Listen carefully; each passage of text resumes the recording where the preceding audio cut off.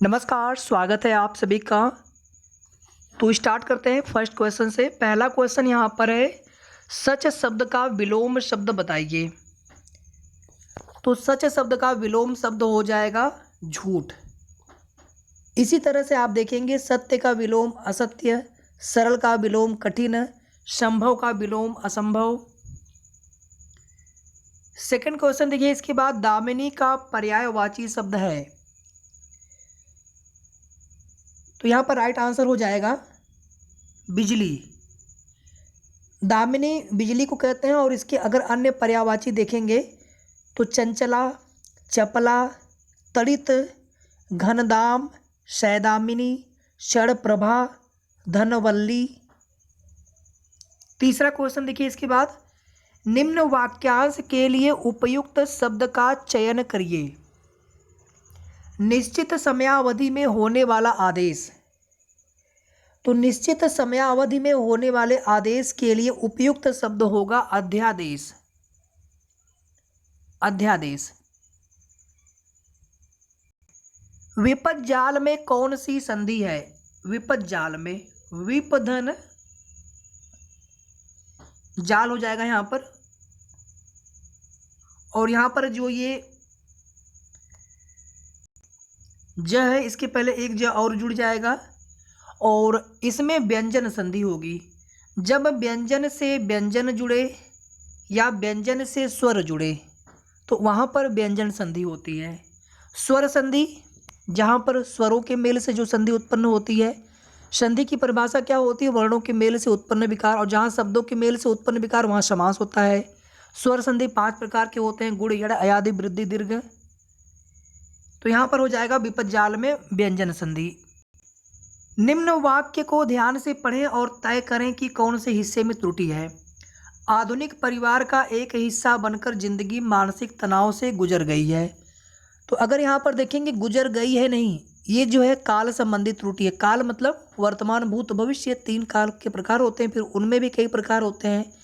तो यहाँ पर काल के से संबंधित यहाँ पर त्रुटि है। जहाँ पर लिखा हुआ है गई है, यहाँ पर होना चाहिए था रही है।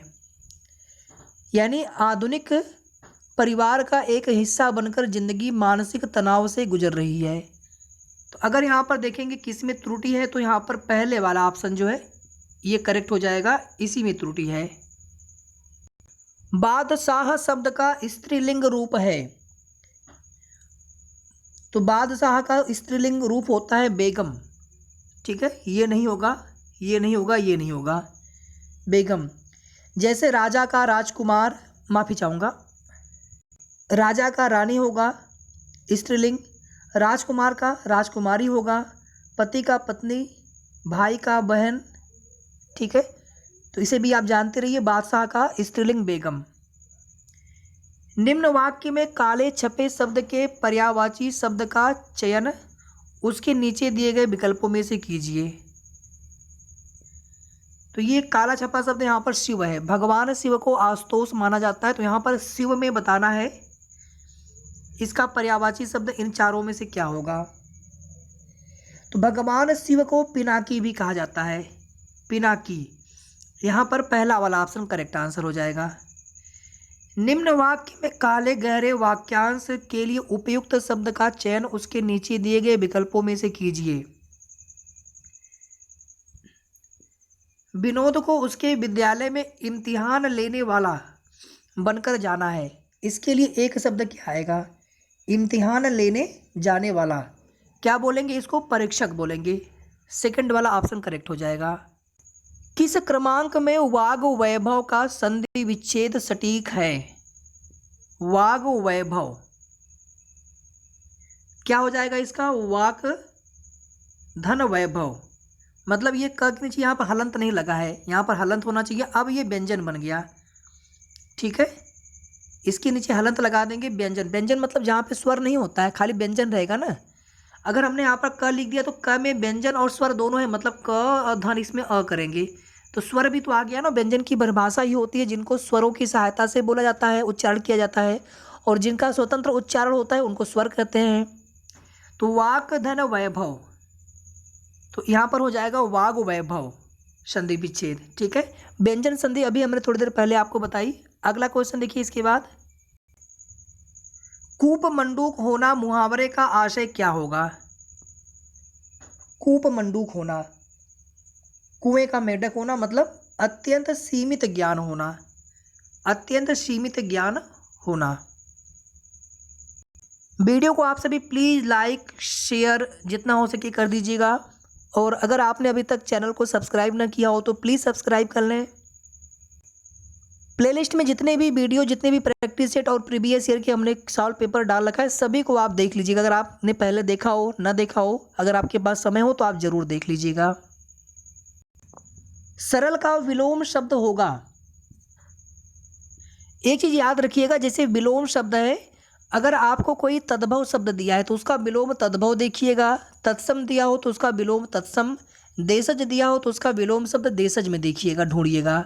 ठीक है, तो सरल का विलोम कठिन होता है, जटिल मत कर दीजिएगा। सरल का विलोम कठिन होता है, तरल का विलोम ठोस हो जाएगा।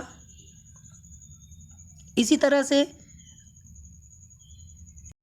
जटिल का विलोम हो जाएगा सहज, सरल का विलोम कठिन, और सहज का विलोम सही है। यहाँ पर थोड़ी सी राइटिंग हमारी सही नहीं है, सहज का विलोम जटिल है। अगला प्रश्न देखिए इसके बाद, रजनी शब्द का समानार्थक शब्द होगा, समान अर्थ रखने वाला शब्द होगा। ठीक है, तो समानार्थी, अनेकार्थी, पर्यायवाची, इस प्रकार के प्रश्न आपके पीईटी के एग्जाम में आते हैं। तो यहाँ पर राइट आंसर हो जाएगा रात। रजनी शब्द का समानार्थक शब्द होगा रात। रात के लिए और कौन से समानार्थी शब्द हो सकते हैं? निशा, यामिनी, तमी, निशी, त्रियामा, विभावरी, ये सभी होंगे। और ये जो यहाँ पर दिया हुआ सुबह, अगर सुबह का देखेंगे तो प्रातः, प्रभात, अरुणोदय, उषा काल, अरमुख, अरमुख, ये भी प्रातः का समानार्थी शब्द होता है, इसको भी जानते रहिए। अगला क्वेश्चन देखिए, साधुवाचरण का संधि विच्छेद किस क्रम में है? साधुवाचरण, साधु धन आचरण, साधु धन आचरण, ऊ धन आ, ये कौन सी संधि होगी? यड़ संधि होगी। यड़ संधि में क्या होता है, अगर ई या फिर बड़ी ई के बाद कोई असमान स्वर आए, कोई भी असमान मतलब ई और ई को और इसी के साथ ऊ और बड़ा ऊ को, री को छोड़ करके, ठीक है, ई ऊ री को छोड़ दीजिए, इसके अलावा अ आ ए ओ कुछ भी आए तो ये क्या बन जाएगा? य बन जाएगा, और ऊ या बड़ा ऊ का उवा बन जाता है। तो यहाँ पर ऊ का हो जाएगा उवा, और इस आ के साथ मिल करके हुआ हो जाएगा। ठीक है, और ये जो ध होता है ये आपका आधा ध में चला आएगा, तो साधवा चरण हो जाएगा। तो इसमें स्वर संधि है। कौन सी स्वर संधि है? यड़ स्वर संधि है। मानक भाषा की दृष्टि से अशुद्ध शब्द पहचानिए। मानक भाषा की दृष्टि से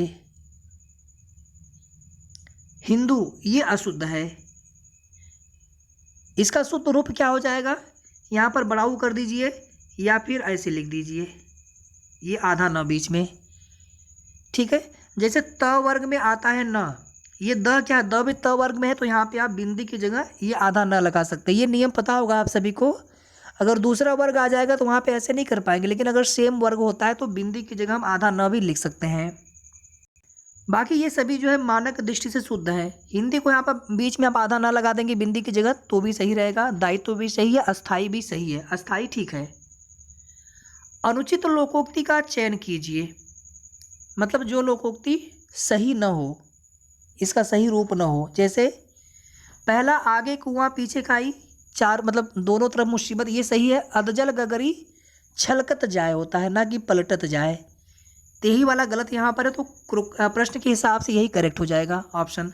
अपनी पगड़ी अपने हाथ, ये भी ठीक है लोकोक्ति। ऊंची दुकान फीके पकवान, ये भी सही है। लोकोक्ति और मुहावरे को आप कैसे पहचानेंगे? मुहावरा हमेशा क्रिया उसके अंत में होगा। क्रिया मतलब जैसे जाना, खाना, पीना, रहना, रोना, गाना, हंसना, और लोकोक्ति जो होता है उसमें क्रिया के फॉर्म में नहीं रहेगा। ठीक है, तो इसके बाद हम लोग मिलेंगे नेक्स्ट प्रैक्टिस में।